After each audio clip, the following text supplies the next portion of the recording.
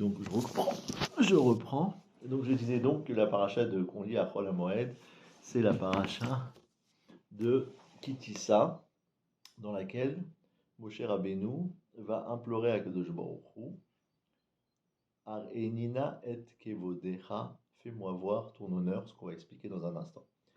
Et on était en train d'expliquer que c'est à mettre en relation avec ce qu'on a dit après la Haggadah de Pessah, le petit pismol, le petit paragraphe qui commence par Echad Miyodea, qui connaît celui qui est unique.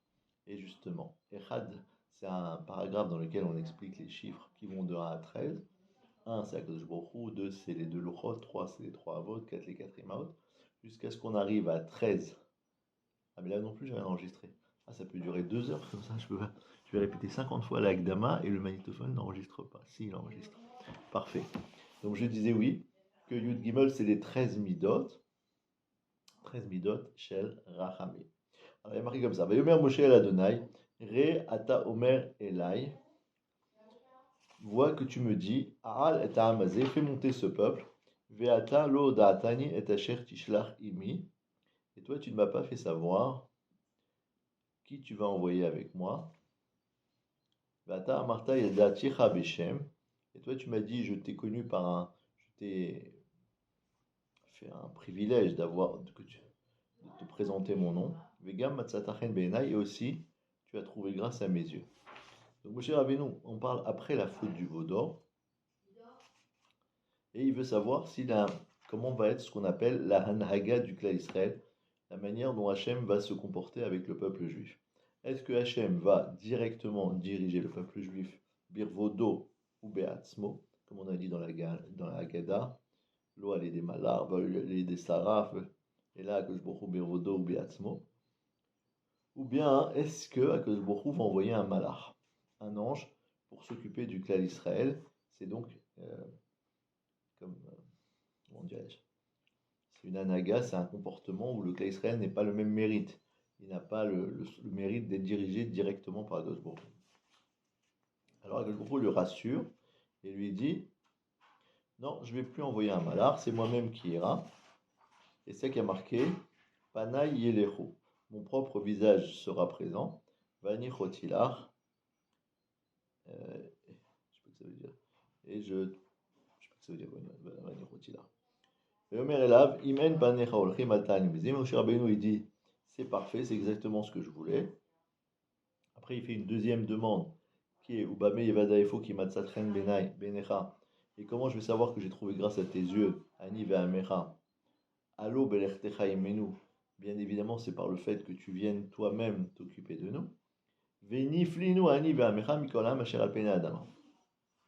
Et il demande une deuxième chose, c'est que nous soyons différents de tous les autres peuples, autrement dit, que tu ne me fasses pas résider ta présence au milieu des autres nations. Ce sur quoi Akadosh Baruch Hu lui répond, Vayomer Hashem el Moshe, Gam et adavar hazeh asher dibarta ha'eseh, cette chose-là que tu as demandé, je la ferai également, Ki matzatachen be'enai, parce que tu as trouvé grâce à mes yeux, Va'edacha beshem, et que je t'ai donné le privilège de connaître mon nom. Et alors à ce moment-là, c'est là que ça devient très passionnant. Vayomer ar enina et kevodecha. Moshe Rabbeinu, il demande, il dit, fais-moi voir s'il te plaît ton honneur. Rashi, il dit la chose suivante. Ra Moshe, sheaya et ratson. Parce que Rashi, il a un problème. La première demande, elle concerne tout le clan d'Israël. S'il te plaît, ne nous dirige pas par l'intermédiaire d'un envoyé, d'un intermédiaire, d'un malach, mais s'il te plaît, sois directement présent avec nous. C'est ça la force du clan Israël. La force du clan Israël, c'est que le Baruch Hu, il s'occupe d'eux directement. Parfois, ça peut être par un malach. Lorsque Yehoshua bin Nun a dirigé le clan d'Israël, alors il n'a pas réussi à empêcher à ce que ce soit un malach qui soit l'intermédiaire pour diriger le clan d'Israël. Mais Moshe Rabbeinu, il avait cette force, il avait cette capacité de pouvoir, si on peut dire, refuser tout autre comportement, toute autre direction que celle directement d'Akadosh Baruch Hu. Ouvrons une parenthèse, bien évidemment, même si c'est un malach qui est présent, c'est pas lui le chef, c'est Hachem qui dirige. Mais c'est exactement comme si, je sais pas moi, si vous voulez visiter une région et il y a quelqu'un qui va vous la faire visiter, c'est un oncle à vous, ou quelqu'un de votre famille qui connaît bien la région, qui va vous présenter. Donc vous avez le plaisir de découvrir la région et en même temps d'être avec votre famille. Si vous envoie un guide, vous pourrez découvrir la région, mais vous n'aurez pas le même sentiment de satisfaction d'être avec votre famille. Donc là, c'est la même chose. Si c'est un malach qui nous dirige, c'est toujours Hachem qui dirige, mais ça passe par un intermédiaire et il y a moins de proximité. Qui dit moins de proximité, dit plus de risques. Pourquoi? Parce que le malach, c'est comme quand vous allez dans un magasin. Si vous avez affaire au patron, vous pouvez lui demander une petite réduction et marchander. Mais si vous avez affaire à un employé, lui, il ne peut pas décider même d'enlever 10 centimes sur le prix est marqué. Donc c'est la même chose. Si c'est un malach, kilo il ne pourra pas pardonner vos fautes. Lui, il a l'ordre de se comporter d'une certaine manière et il ne peut pas faire des réductions. Si le cas Israël est directement dirigé par Hachem, en cas de dérapage, en cas d'erreur, ils peuvent éventuellement espérer obtenir un prix, une réduction, en suppliant Hachem et en demandant le pardon. Donc ça, c'est la première requête de Moshe Rabbeinu, qui concerne bien évidemment la totalité du clan Israël. Deuxième requête, que la Ashrat Shrina, la présence d'Hachem, ne soit présente que sur le clan Israël et pas sur les Umot HaOlam. Jamais les Goïms puissent dire nous aussi on a reçu la présence d'Hachem. Il n'y a plus ça. Alors ça, Akadosh Baruch Hu, il accepte également de privatiser son émanation uniquement pour un peuple dans toute l'humanité. Ce peuple, c'est le peuple juif. Mais maintenant, Rashi, il arrive à une troisième demande de Moshe Rabbeinu, qui a priori ne concerne plus du tout le clan Israël. Puisque Moshe Rabbeinu, il dit Ar-enina et kevodecha. Fais-moi voir, s'il te plaît, ton honneur. Il a dit, moi j'ai envie de voir ton honneur. Qu'est-ce que ça veut dire, j'ai envie de voir ton honneur? C'est expliqué ici, dans le Ram. Je vois ici le Sefer de Ayelet Hashara du Rav Shtillman, qui ramène le pirouge de Rabbi Moshe, le Rambam, Rabbi Moshe ben Maimon, dans Ilchot Yesodei HaTorah, dans le Perek Rishon, la Chayud, et il explique comme ça. Moshe bikesh la da'at amitat imatseo shel HaKadosh Baruch Hu. Moshe Rabbeinu, il a voulu connaître exactement une perception à 100% de l'existence d'Akadosh Baruch Hu. Ad sheyiye yadoua belibo, au point que ça va être perçu au fond de son cœur, kemo yediat echad min anashim shera panav. De la même manière qu'il connaît une personne dont il a vu le visage. S'il a rencontré quelqu'un, il l'a observé, il connaît cette personne, ça y est, il l'a scellé dans son esprit la connaissance de cette personne. Par contre, s'il a entendu parler de quelqu'un, c'est pas la même chose. Il sait qu'il y a cette personne, mais il l'a jamais rencontré, donc c'est pas aussi clair dans son cœur et dans son esprit. Donc le Rambam il explique que quand il y a marqué Ar Enina et Kevodecha, c'est comme s'il y avait marqué Ar Enina et Panecha. Fais-moi voir ton visage, si on peut dire. C'est-à-dire que je puisse avoir une conscience à 100% de l'existence d'Hachem et de la manière dont il est présent et existant.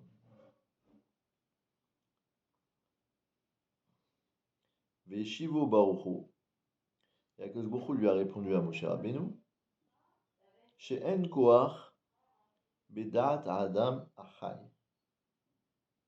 Leasig amitat davarze alborio. Il n'y a pas la force dans un être vivant de percevoir cette chose-là à 100%. C'est-à-dire, c'est pas je te refuse, c'est kilo irani à Adam vachai. un être vivant qui est encore existant dans ce monde ne peut pas, du fait qu'il est existant, avoir cette perception, cette conception. Et donc, tu ne pourras pas avoir l'intégralité de ta requête. On va voir qu'il a obtenu une partie, mais pas l'intégralité. Ouvre Rav Steinman une parenthèse et nous dit, ou Behemet, il faut savoir, Gam lachar amita, même une fois qu'une personne n'est plus vivante, I efshar leasigo at tachlito, même une fois qu'il va mourir, il ne va pas percevoir intégralement cette chose-là. Aval, mais cependant, Mikol Makom, Yoter Mima Shefshar Bechayim, beaucoup plus que ce que un homme peut accéder de son vivant. Alors maintenant, il faut savoir qu'est-ce qu'il veut dire Rav Steinman. Est-ce qu'il veut dire que c'est vraiment impossible d'avoir une perception à 100% d'Hachem? Ou bien est-ce qu'il veut dire, a priori c'est ça qu'il veut dire, mais sinon on aurait pu comprendre que tant que la personne elle est vivante, c'est pas possible, quand il est mort, c'est pas possible non plus. Mais peut-être qu'à l'instant où il est mistalek, au moment où il disparaît de ce monde-ci, peut-être qu'à ce moment-là, il peut percevoir quelque chose de profond. Je ne sais pas. Il y a marqué Sakota la Hiroshi Beyom Nashek. Comment il s'appelle David Ameller. Il a dit à Gosborou, tu as protégé mon visage le jour du combat. Quand il y a un combat, quand il y a une guerre, bien évidemment, il faut un bouclier, il faut une armure. Et l'endroit le plus fragile, c'est le visage, parce que c'est là-bas où il y a l'essence, la vue, l'ouïe, il y a le cerveau, etc. C'est ça qu'il faut protéger le plus dans le moment du combat. Et c'est l'endroit le plus fragile, parce que c'est difficile de le recouvrir de part en part. On peut mettre une armure sur tout son corps, mais on ne peut pas couvrir ses oreilles, ses yeux, etc. Sinon on ne voit plus rien. Donc il faut mettre un casque, il faut, etc. Donc David Ameller, il dit, Sakota l'Eroshi, tu as protégé ma tête comme avec une main protectrice, Beyom Nashek, le jour du combat. Maintenant le Midrash nous dit qu'il faisait allusion à autre chose. C'est pourquoi il a appelé ça Yom Nashek. Le mot Nashek, qui peut vouloir dire Neshek, qui est une arme, ça peut également se traduire par Neshika. Neshika, c'est un bisou, un baiser. Donc, le Midrash explique, tu as protégé mon visage, Beyom Sheshne Olamot Menashekim Zeze, le jour où les deux mondes s'embrassent. Normalement, il n'y a rien de plus opposé à un univers que l'autre. C'est-à-dire, il n'y a rien de plus opposé à Olam Hazé que Olam Haba. Quand on est dans l'un, on ne peut pas être dans l'autre, et quand on est dans l'autre, on ne peut pas être dans l'un. Quelqu'un qui est vivant n'est pas dans le monde d'après, et celui qui est dans le monde d'après n'est pas dans le monde d'avant. De la même manière que quand vous prenez le métro, vous ne pouvez pas être dans la rame d'avant et dans la rame d'après. Si vous avez pris le métro numéro 1, vous ne pouvez pas être dans le numéro 2. Mais il y a un moment où les deux univers, les deux mondes se rencontrent. Il y a un instant d'intersection. C'est quand cet instant d'intersection? C'est quand on passe d'un à l'autre. Quand une personne elle passe de vie à trépas, alors il y a un moment où on appelle Beyom Nashek. Ça, c'est un moment dangereux. C'est un moment dangereux parce que la personne ne veut pas quitter ce monde. Et donc, il risque d'être, comment on appelle ça? D'être rebelle. Et donc, David Ameller, il a dit, Sakota l'Eroshi, tu as protégé tous mes sens et toute ma personne, Beyom Nashek, le jour où les deux mondes se rencontrent. Donc il faudrait se poser la question, est-ce que c'est un fameux instant qu'on appelle Beyom Nashek, le moment du baiser, pour ceux qui ont la chance de quitter ce monde, Bemitat Neshika, par le fait d'être happé, aspiré par Kosh Baruch, et non pas, on appelle ça Neshika comme un baiser, et non pas comme par le malach, dont c'est le métier de tuer les gens. Peut-être qu'à cet instant-là, une personne, elle se fond dans l'existence d'Akadosh Baruch Hu, et peut-être qu'à cet instant, il a cette perception de d'Hachem. Et c'est sur ça qu'on dirait Kilo Yerani Adam Vachai, un homme ne peut pas me voir et rester vivant. Me voir et rester vivant, il ne peut pas, mais me voir et mourir, ça, il pourrait. Il pourrait avoir une perception pareille. C'est pas tellement machma comme ça de Rav Steinman.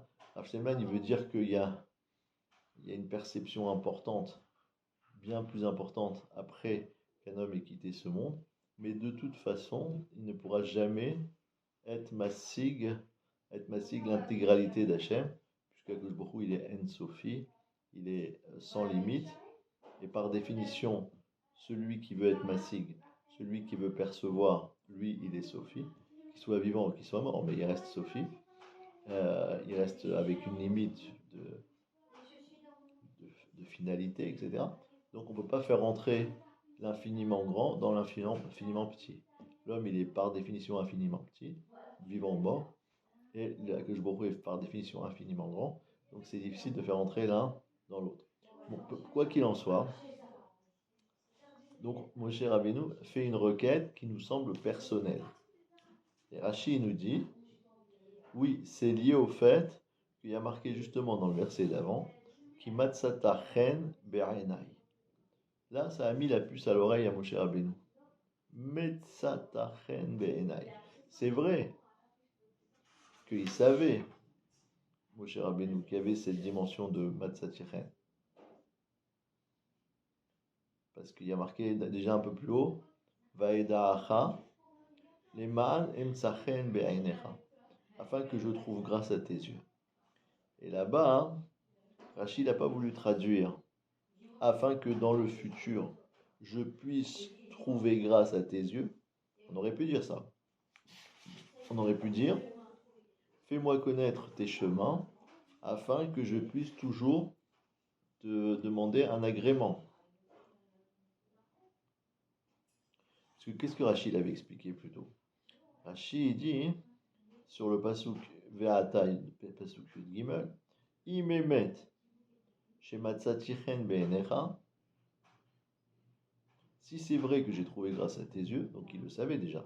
Odienina, fais-moi savoir s'il te plaît, et derachecha, tes chemins, c'est-à-dire, masecha ata noten le motsaechen be'enecha. Quelle récompense tu donnes à ceux qui trouvent grâce à tes yeux? Donc on a l'impression qu'il avait déjà une conscience de ce capital qu'il a auprès d'Akadosh Baruch Hu et qui voulait le faire valoir pour obtenir quelque chose de particulier. Et d'ailleurs, Rachid a traduit au pitron, les ma'an emsachen, afin que je trouve grâce à tes yeux, les ma'an akir bema sachar metziatachen, afin que je puisse jauger, évaluer ô combien est grande la récompense de ceux qui trouvent grâce à tes yeux. Donc là, il faudra faire un point d'arrêt pour comprendre ce qui se passe ici.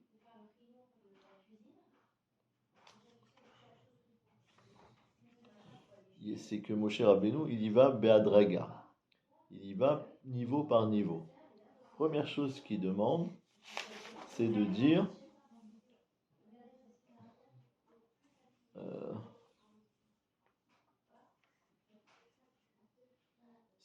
s'il te plaît, sois présent directement dans la naga, dans la direction du clan Israël. Et je mets comme argument Vata amarta yadati beshem, que toi tu es quelqu'un de particulier. La preuve, c'est que tu m'as dit Ine anochi ba elecha be'a ve'anan, je vais venir te voir avec une dimension qui s'appelle Ave'anan. Mais c'est pas le moment d'expliquer ça, c'est un darga, un niveau de prophétie qui est inférieur. Et je vais te parler avec ce niveau inférieur, mais au moins je vais te parler. Vegam becha ya'aminu leolam, et donc ils auront confiance en toi pour l'éternité. Pourquoi? Parce que justement, par le fait que tu vas avoir le privilège d'avoir ce double niveau, qui est d'une part d'être capable de voir Akadosh Baruch Hu Riyat Panim El Panim, qui est ta madriga habituelle. Aspakalaria Amehira, le miroir transparent, par opposition aux autres prophètes qui eux avaient Aspakalaria She'en Amehira, le miroir qui n'est pas autant transparent. D'accord, c'est pas la même chose de voir quelque chose qui est posé à côté juste par le biais d'un reflet d'un miroir. Et donc, si on le voit dans ce miroir, eh bien, c'est comme si on voyait l'objet lui-même, puisque ça, c'est son image, c'est très clair. Par contre, des fois, il y a le reflet du reflet, et le reflet du reflet du reflet, et ainsi de suite. Plus le reflet est décuplé et démultiplié, moins l'image sera claire et plus elle sera floue. Donc, il y a une première darga de Moshe Rabbeinu qui s'appelle Aspakalaria Meira, et il y en a une deuxième qui s'appelle Av et Anan. Av et Anan, ça veut dire dans une nuée. Autrement dit, dans un petit flou artistique, on dirait en français, quelque chose de particulier qui permet à la névoie de se cristalliser de manière inférieure. Et quel est l'avantage du fait que la névoie soit inférieure? Au contraire, il vaut mieux qu'elle soit supérieure. Non, l'avantage, c'est qu'elle est accessible, entre guillemets, à tous. Et donc, Vegam Bechaya Aminu Leolam. Si je t'apparais à toi, mon cher Rabbeinu, dans cette dimension inférieure, les Bnei Israël pourront recevoir Matan Torah au travers de cette dimension inférieure. Donc, ils auront accès eux aussi à la névoie. Ayant accès à la névoie, ils sauront que toi, tu as entendu ma parole, puisque à cet instant précis, ils seront, comme on dit, sur le même plateau. Ils auront la même écoute, la même audition, et ils auront le même rendu, le même ressenti que toi. Et c'est ce qui leur permettra d'avoir confiance dans ta névoie à jamais. Donc ça, c'était Chelek Aleph. C'était premier niveau, l'obtention d'une direction exclusive par Akadosh Baruch Hu. Ensuite, Moshe Rabbeinu, il dit Imna matzatichen be'enecha, si réellement j'ai trouvé grâce à tes yeux, fais-moi connaître derachecha, tes chemins. C'est quoi tes chemins? Ça veut dire la manière dont tu vas te comporter avec le clan Israël.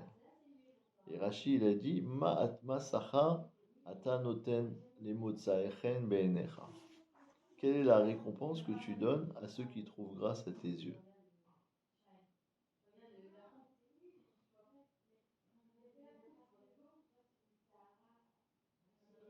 Ce qu'on pourrait éventuellement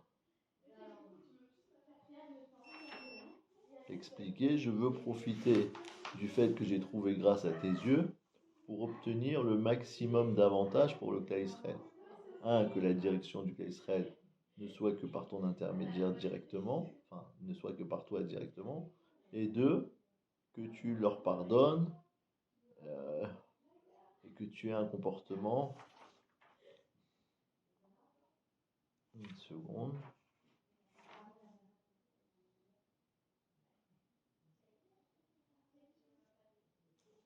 Il y a un comportement où c'est toi qui est à même de leur pardonner, puisque c'est toi qui les diriges directement.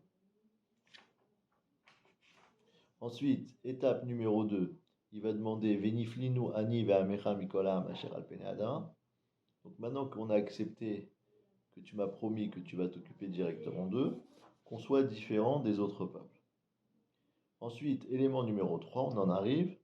Ar-enina et kevodecha. Fais-moi voir tout ce que je peux percevoir de ta divinité en étant encore vivant.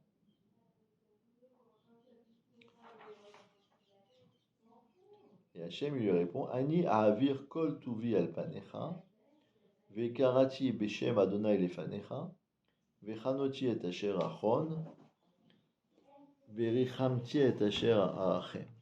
Première réponse. Deuxième réponse Vayomer lo tucha lirot et panai, tu ne pourras pas voir intégralement mon visage, kilo ir ahani adam vachai, parce qu'un homme ne pourra pas me voir rester vivant. Troisième réponse Vayomer Adonai ine makom iti. Voici un endroit où je me retrouve. Venitzavta alatsour, tu te tiendras sur ce rocher. Vaya ba'avor kevodi, vesamticha benikratasour. Lorsque mon honneur va passer, je te placerai dans le creux du rocher. Vesakoti kapi, alecha. Je placerai ma main comme en protection sur toi, adovri, et je passerai à ce moment-là. Vasiroti et kapi, et ensuite je retirerai ma main. Veraïta et achorai, et tu pourras voir ce qui est derrière moi, ou panai lo yeraou. Et mon visage, tu ne pourras pas le voir. Ça, c'est la troisième réponse. Ensuite, il y a tout un paragraphe, on lui demande à Moshe Rabbeinu de faire les deuxièmes louchot, parce qu'Hachem, il va lui redonner les Aseret Adiberot sur les deuxièmes louchot. Et ensuite, il y a marqué Vayered Adonai Be'anan, Vaïtiatse Vimosha. Hachem est descendu dans une nuée, il s'est tenu avec lui là-bas. Vaikra Beshem Adonai. Et il a invoqué le nom d'Hachem. Qui a invoqué Moshe Rabbeinu. Vayavor Adonai Alpanav Vaikra. Hachem est passé sur son visage et il a appelé littéralement Adonai Adonai El Rachum Vechanun Erech Apayim Verafresed Vemet Notzer Chesed La Alafim Nose Avon Vapesha Vechata Venake. Donc ça c'est ce qu'on appelle les Yud Gimel Midot Shel Rachamim qui ont été dévoilés à Moshe Rabbeinu dans ce moment-là. C'est là qu'on rejoint ce qu'on a parlé tout à l'heure au début, qui est les Yud Gimel Midaya. Et à la fin, il y a marqué Vayemer Moshe, Vaikod Artsa. Moshe s'est dépêché de se courber à terre, Vaishtachu, et de se prosterner intégralement. Donc tout ça, c'est bien compliqué. On ne sait pas trop qu'est-ce que Moshe Rabbeinu demande exactement et qu'est-ce qu'il obtient. Alors Rashi vient nous éclairer. Il dit la chose suivante. Dans le pasuk Yutet, Vayomer Ani Ahavir, Igi Ashara, le moment est arrivé, chez Tiré Birvodi, que tu puisses voir de mon honneur, Ma chez Arché Otra Lirot, ce que je te permettrai de voir. Les filles, parce que, Shani Rotse Vetsarich Lamed Yamdecha Sederat Fila, parce que je veux et je dois t'enseigner la manière de prier.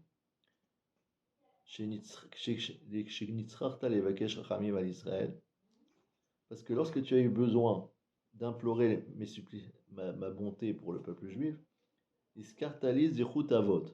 tu m'as mentionné le mérite des avot, des patriarches Abraham, Isaac et Jacob.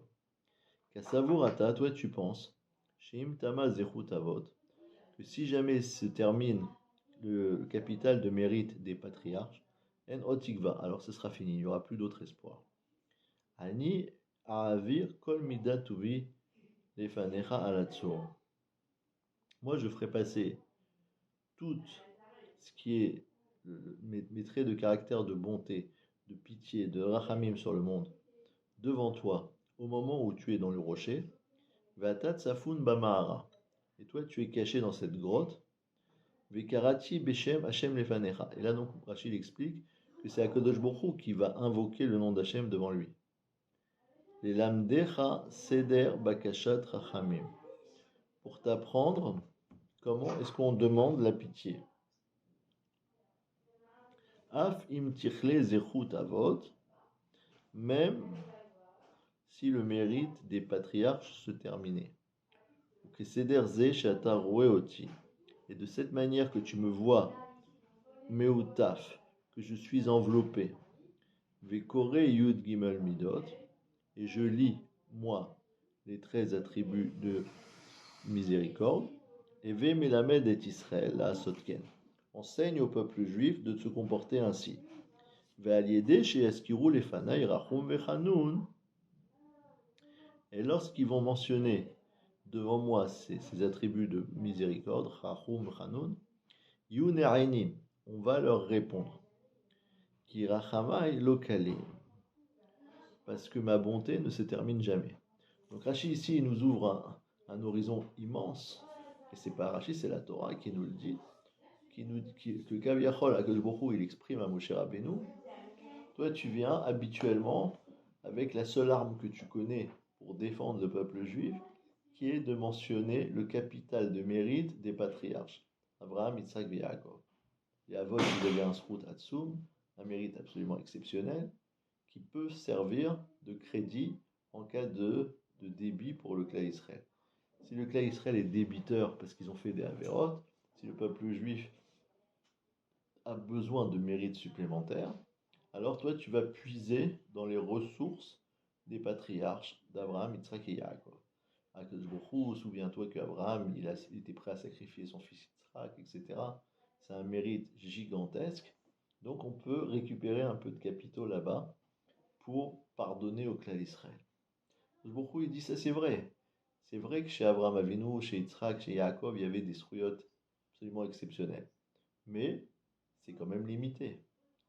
C'est quand même pas infini, c'est pas ça, c'est pas quelque chose qui reste pour l'éternité. Ça peut arriver par se terminer. Par contre, il y a quelque chose qui ne se termine jamais. C'est quoi? Ce sont mes attributs de miséricorde. Shem, Hashem Kel, Rachum, Vechanun, Erechabayim, Vavchesedene. Ça, c'est ce qu'on appelle Yud Gimel Midot Shel Rachamim. C'est une espèce de chute du Niagara, si on peut dire en français. C'est comme des chutes d'eau. Vous voyez l'eau qui tombe, vous repassez 2 minutes après, il y a encore de l'eau qui tombe. Vous repassez une semaine après, il y a toujours de l'eau qui tombe. Vous passez un an après, il y a toujours de l'eau qui tombe. Vous passez 10 ans après, il y a toujours de l'eau qui tombe. On a l'impression que c'est infini, ça coule, ça coule, ça coule. Donc Kaviachol, c'est un petit peu la même chose. Il y a une source, comme de midot de Rachamim d'Akadosh Baruch Hu, comme des chutes d'eau qui sont en train de couler, de s'écouler et de déverser en permanence de la Rachamim, de la bienfaisance, du Chesed sur le peuple juif. Encore faut-il savoir où se trouvent ces chutes du Niagara, où se trouve cette source de Rachamim. Il se trouve dans la lecture des Yud Gimel Midot. Il faut être mit'atef, il faut s'envelopper soi-même de rachamim, de pitié pour le clan Israël, ou s'envelopper d'un talit, et invoquer Betsibour, les 13 attributs de bienfaisance d'Akadosh Baruch Hu. Akadosh Baruch Hu promet chez Enam Choserot Rekam qu'elles ne reviennent jamais à vide et qu'on obtient toujours quelque chose avec. Rav Aaron Yehuda Lev Shtelman, il précise que c'est vrai que dans la majorité des cas, on obtient immédiatement ce qu'on a demandé. Il peut y avoir des cas où c'était des moments de décret sur le cas Israël et les Yud Gimel Midot Shel Rachamim n'ont pas été effectives dans l'instant d'après, mais ça reste comme capital de Rachamim qui viendra se déverser au moment voulu. Donc c'est ça qu'on appelle Yud Gimel Midot Shel Rachamim. Maintenant la question qui se pose, c'est en quoi c'est lié avec ce qu'on vient de voir jusqu'à maintenant. On vient de voir Moshe Rabbeinu qui a fait 3 demandes. Une demande concernant le clan Israël sur la direction, que ce soit directement Hachem. Ensuite, sur l'exclusivité, que ce soit que pour le peuple juif, qui est l'émanation de la présence d'Hachem. Et ensuite, il fait une 3e bakasha, une 3e requête qui nous paraît une requête personnelle. Je voudrais, s'il te plaît, percevoir quelque chose de toi de très particulier, une perception d'Hachem. Sur ça, Hachem lui répond, bon, on va te donner une partie, on va pas te donner tout, parce que Kilo Irani Adam Vachai. Donc, je vais te mettre dans la grotte, je vais te mettre dans cet endroit particulier, un endroit de protection, dans lequel je pourrais te cacher avec ma main. C'est un machal, bien sûr. Il ne s'agit pas d'une grotte préhistorique. Il s'agit d'une dimension spirituelle où Moshe Rabbeinu, il peut, comment dirais-je, être protégé par la main d'Hachem, de la présence d'Hachem qui va se manifester. Autrement dit, comme on a déjà expliqué, plus il y a d'obscurité, plus il y a de lumière. C'est-à-dire, c'est paradoxal. Dans le monde matériel, plus il y a d'obscurité, moins il y a de lumière. Quand il fait noir, il ne fait pas jour, et quand il fait jour, il ne fait pas noir. Mais dans le monde spirituel, c'est pas comme ça. S'il y a trop de lumière, on est aveuglé. Et à chaque fois qu'on met des filtres et qu'on met un peu d'obscurité, ça nous permet de mieux d'y voir plus clair. Donc c'est ça qu'on dit à Moshe Rabbeinu, Vesako etzi kapi alecha. Je vais placer ma main sur toi, afin que tu ne sois pas, entre guillemets, ébloui par ma présence, parce que ça pourrait te faire disparaître intégralement par le fait que je sois complètement existant moi. Quand j'existe tout seul, il n'y a plus personne qui existe. Donc je vais placer ma main sur toi, mais par contre, Veraïta et Ahorai, Upana et le Heraou. Ensuite, une fois que je suis passé, le Rochem, l'empreinte de mon passage, ça c'est une chose qui est suffisamment diminuée dans sa lumière pour que tu puisses y accéder. Et donc, tu pourras voir quelque chose, tu pourras percevoir quelque chose de moi. Mais d'un autre côté, on voit que on dévoile à Moshe Rabbeinu quelque chose qui nous paraît complètement différent. Ce sont les Yud Gimel Midot Shel Rahamim. Et on lui dit, voilà, si tu veux prier pour le clan Israël, et tu as peur que le mérite des patriarches soit insuffisant ou soit terminé, alors sache qu'il y a une source qui ne tarit pas, c'est la Rahamim d'Akadosh Baruch Hu, que tu peux invoquer en calquant mon comportement, dit Akadosh Baruch Hu. Au moment où je te dévoile ces Yud Gimel Midot Shel Rahamim, je m'enveloppe, Kaviachol, et je les lis devant toi, et bien toi aussi, ou dans les générations futures, chaque Shaliach Tzibour, chaque chef de communauté, il va venir, il va s'envelopper d'un talit, et il va lire Betzibour, Hashem, Hashem, Kel Rachum Vechanun, Erech Apayim, Verav Chesed, Vehemet. Il va lire les Yud Gimel Midot Shel Rachamim. Notse Chesed La'alafim, Nose Havon Vapesha, Vechata Venake. Et à partir du moment où le Tzibour va répéter ça, ça va être un mécor de Rachamim sur le clan Israël, absolument exceptionnel, qui va faire en sorte que Hachem il va déverser de sa bonté et sa gentillesse, sa rachmanout, sa patience sur le peuple juif. Alors, est-ce que ça c'est lié avec la demande de Moshe Rabbeinu à Renina et Kevodé? C'est ça qu'il va falloir expliquer. Alors, on a un pasouk dans Michelet. Michelet, c'est les proverbes du roi Salomon. Et il y a marqué là-bas Migdal Oz, Shem Hashem, Bo Yarutz Tzadik, Venizgav. Migdal Oz, c'est une tour de protection, le nom d'Akadosh Baruch Hu.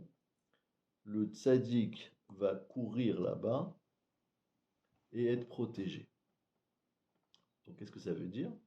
Ça veut dire que en temps de guerre, mettons, si quelqu'un est poursuivi par l'ennemi, s'il réussit à courir jusqu'à une forteresse, sentinelle, une tour comme ça qui est bloquée, qui est fermée, vite, il s'engouffre là-bas, il ferme la porte, il monte à l'intérieur, et il peut tirer sur ses ennemis, et en tout cas, lui, il est protégé.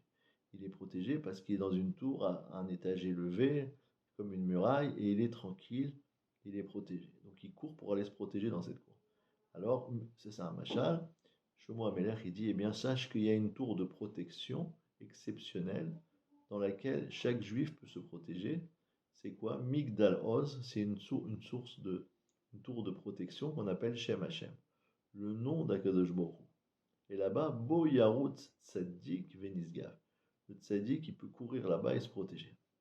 Donc si on lit comme ça le verset, on n'a pas de problème, on a bien traduit. Les Mefarshim, ils expliquent qu'a priori, il y aurait quand même une contradiction apparente. Est-ce que ça veut dire quoi, Bo Yarut Tzadik? On a traduit, il court vers là-bas. On a l'impression qu'il court dans la tour, si on lit littéralement. Bo Yarut Tzadik. Dedans, il pourra courir. Alors, ils expliquent, normalement, dans une tour, on ne peut pas courir. On est enfermé, protégé, mais on n'a pas non plus d'amplitude de mouvement. On reste là où on est. On ne va pas ailleurs. Alors, ils disent que justement, c'est ça la différence entre le Migdal Oz, entre la tour en général, et le Shem Hashem. C'est que d'habitude, dans le Machal, une protection, c'est bien pratique, mais au moins on est enfermé là-bas et on ne peut pas aller ailleurs, c'est un vrai confinement. Alors que celui qui court se protéger dans le nom d'Akadosh Baruch Hu, il a comme double avantage que premièrement, il est protégé, mais que deuxièmement, il a une amplitude de mouvement. C'est-à-dire, il peut faire ça à Paris, il peut faire ça à Jérusalem, il peut faire ça à New York. Partout où il est, il peut courir, se protéger par le nom d'Hachem. Un peu comme on a dit dans le Hallel, Kol Goyim Sevavouni, tous les non-juifs m'ont entouré, Savuni Gam Sevavouni, ils m'ont non seulement encerclé, mais ils se sont rapprochés de moi. Bon, je suis encerclé de toutes parts, Savuni Gam Sevavouni, Beshem Hachem qui a milam. C'est avec le nom d'Hachem que je vais pouvoir les détruire. C'est ma seule solution, c'est ma seule protection. D'ailleurs, vous remarquerez peut-être, vous avez peut-être fait allusion, que dans le Hallel, on mentionne énormément de fois le nom d'Hachem. Presque dans chaque pasouk, dans chaque verset du Hallel, presque il y a le nom d'Hachem mentionné. Si ce n'est pas marqué Yud Ke Vavke, c'est marqué Yud Ke, le nom d'Hachem. Ozi Vezimratia Vahil Yeshua. Et sinon, on mentionne carrément la nochechut, le fait d'être en face d'Hachem. Odecha ki anitani vateli Yeshua. Je te remercie parce que tu m'as répondu et tu as été pour moi un sauvetage. Donc on parle Hachem, la deuxième personne du singulier, on est proche de lui. Et si on prend par exemple le célèbre paragraphe de Ma'ashiv l'Hachem, on va se rendre compte qu'il n'y a pas un verset où il n'y a pas le nom d'Hachem. Ma'ashiv l'Adonai, kol tagmului alai. Tout de suite, il y a le nom d'Hachem qui apparaît. Kos Yeshua Tessa ou Beshem Adonai Ekra. Deuxième nom d'Hachem. Nedarai l'Hachem Hashalem. Yakar Be'ene Hachem. Ana Hachem ki ani avdecha. Lecha Esbar Zevar Toda ou Beshem Hachem Ekra. Nedarai l'Hachem Hashalem. Nigdan Lecholamo. Bechatzrot Bet Hachem Betochechi Yerushalayim. Tout le Mizmor, il n'y a pas un verset où il n'y a pas le nom de Akadosh Baruch Hu, Yud Ke Vav Ke, qui n'est pas mentionné. Ça, c'est le Migdal Oz, Shem Hashem, Bo Yarutz Tzadik Venizgav. Donc, ça veut dire quoi? Ça veut dire que Moshe Rabbeinu, il a demandé une requête qui était une perception d'Akadosh Baruch Hu. Et regardez ce que Rashi a dit, on l'a déjà lu, mais on va le relire une deuxième fois. Vayomer ani aavir. Igi hasha'a shetire birvodi ma cherche otra lirot. Le moment est arrivé que tu vois de mon honneur ce que je te permettrai de concevoir et de voir. Les fiches ani rotse lilmod vetzarich lilmamdecha seder tfila. Donc regardez bien, Moshe Rabbeinu, il fait une requête particulière. Et Hachem, il lui répond oui, c'est vrai, tu vas avoir une perception importante.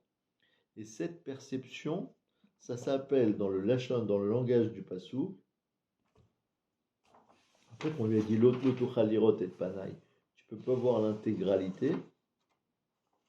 Après qu'on lui a dit Besakoti kapi alecha veraita et ahorai ou panay lo yerau, tu pourras pas voir ma face directement.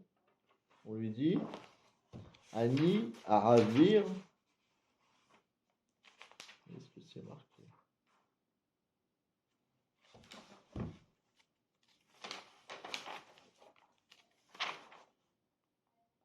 Non, c'était avant, pardon. Pas sous du tête. Vayomer ani aavir kol tuvi alpanecha. Moi, je vais passer kol tuvi. Ça veut dire quoi, kol tuvi? Ça veut dire l'intégralité de tout ce qu'un homme peut recevoir comme bonté d'Hachem dans Olamazé. Vekarati beshem Hachem lefanecha. Je vais invoquer le nom d'Hachem devant toi. Vechanoti et asher achon. Verichamti et asher achem. J'aurai pitié au moment où j'ai envie d'avoir pitié, et j'aurai de la miséricorde au moment où je veux avoir de la miséricorde.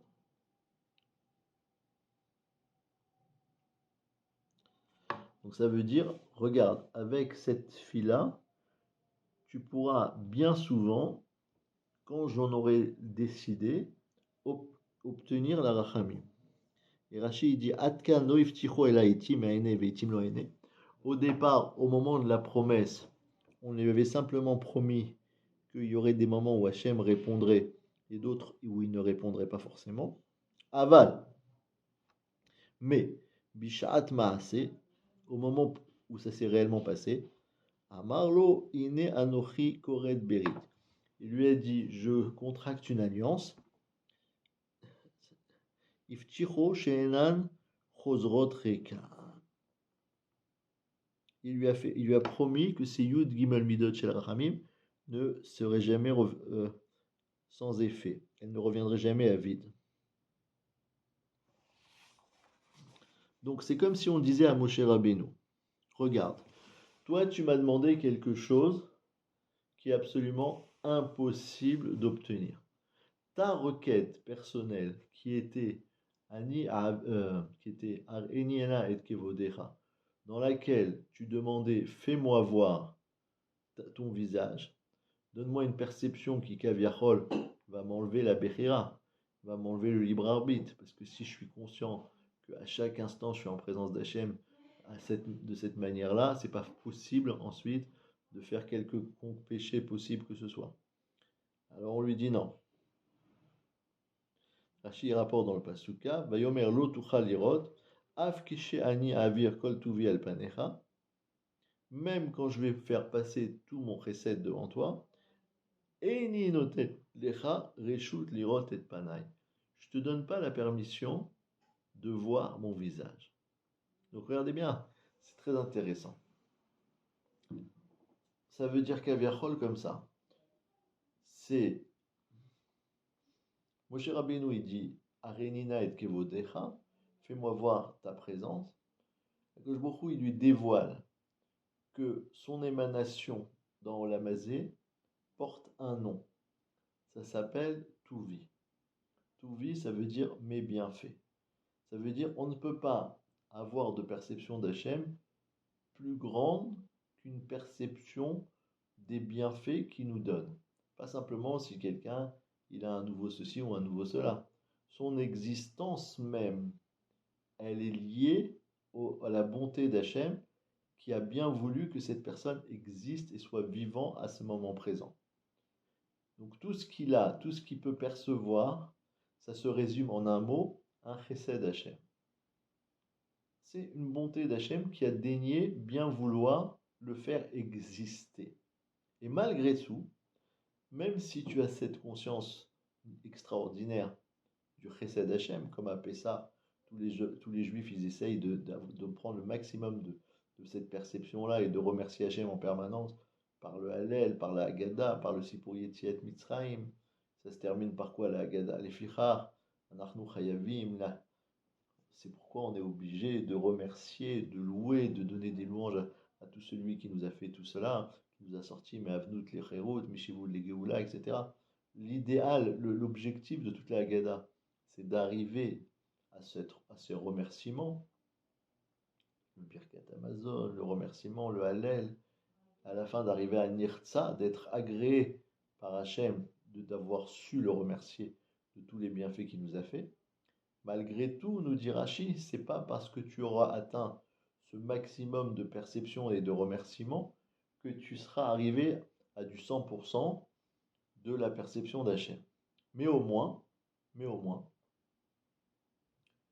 grâce au fait que Sakoti Kapi Alecha, je vais placer ma main sur toi, Veraita et Tachorai Upanaï le Yeraou, même si tu peux pas voir le maximum de mon bienfait, parce que toi tu vas voir que les choses positives, les choses qui vont te paraître négatives, ne vont pas te paraître comme étant un bienfait d'Hachem. Si quelqu'un il a explosé dans un attentat à l'Oaleno, on ne voit pas le chesed d'Hachem là-dedans.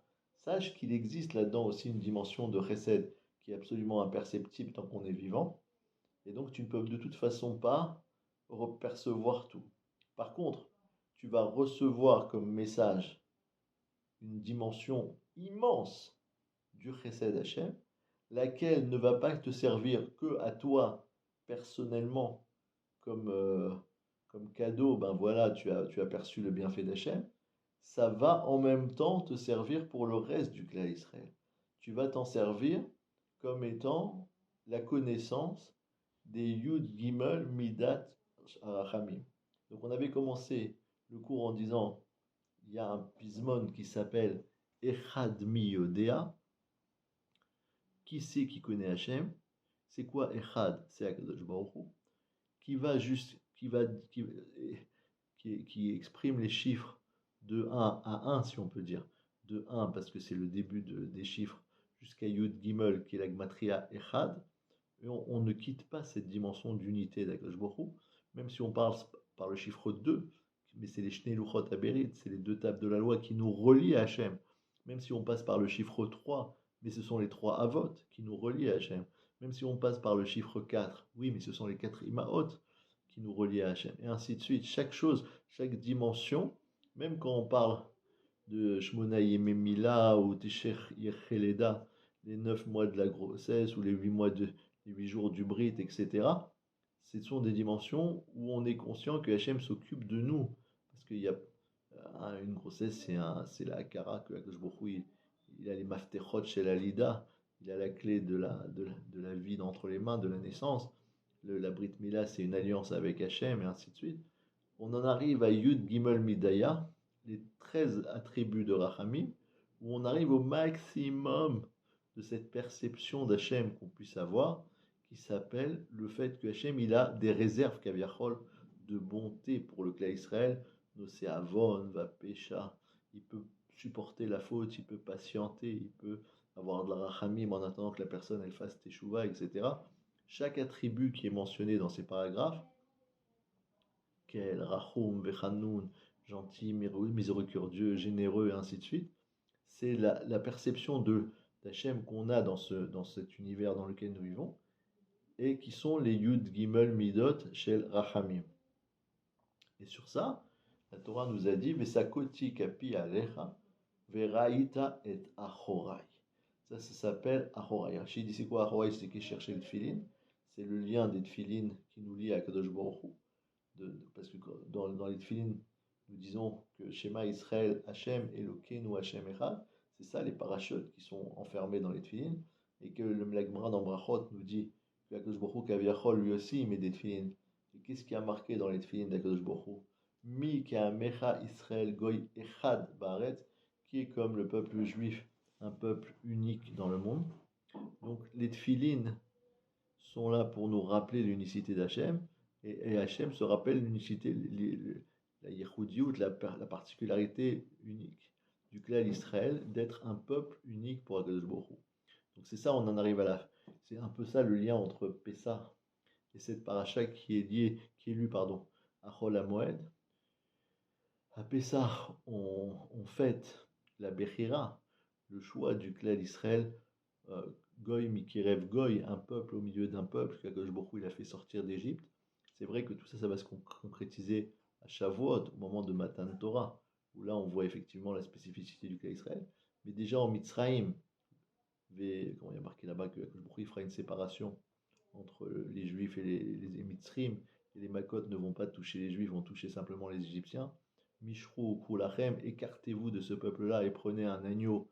Montrez que vous êtes différents. Eux, leur divinité, c'est l'agneau. Ils s'en servent comme une divinité. Vous séparez-vous de cet Avodazara.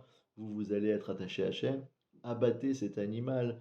Mettez son sang sur les portes et pas à l'intérieur discrètement, à l'extérieur, que les Égyptiens ils voient bien que vous avez abattu ce qui est pour eux une divinité. Et donc, ne croyez pas que tuer le dieu d'Égypte, c'est quelque chose de dangereux et qui va vous apporter le mal. Au contraire, c'est ça qui vous rattache à la vie, et ainsi de suite. Donc, toutes ces dimensions de Pessah, de Bechira, du Ham Israël, de sortir d'Égypte et d'être choisi comme un peuple à part, elles sont reliées avec cette kriya, cette lecture de Chol HaMoed Pessah, dans lequel après la faute du Hegel, Moshe Rabbeinu il profite de son capital de Chesed pour demander le pardon, pour demander l'exclusivité de la Hashgachat Hashem et de la Hanaga, du comportement, que Baruch se relie un lien très intime, Kaviachol, si on peut dire, avec le clan d'Israël, et ensuite la capacité d'invoquer en permanence ce privilège d'avoir le bienfait d'Hachem qui s'attache à nous par le biais des Yud Gimel Midot Shel Rachamim, qui sont des Rachamim d'Hachem qui ne sont pas Kalim, qui ne se terminent jamais et qu'on peut invoquer à chaque fois. Il suffit de s'envelopper et de les dire. Voilà, donc c'est quelques mots pour comprendre un petit peu cette lecture de Chol HaMoed, Chag Sameach, Shabbat Shalom. N'oubliez pas qu'on lit Barechenu et puis Barech Alenu. Shabbat Shalom, Chag Sameach. Shabbat Shalom.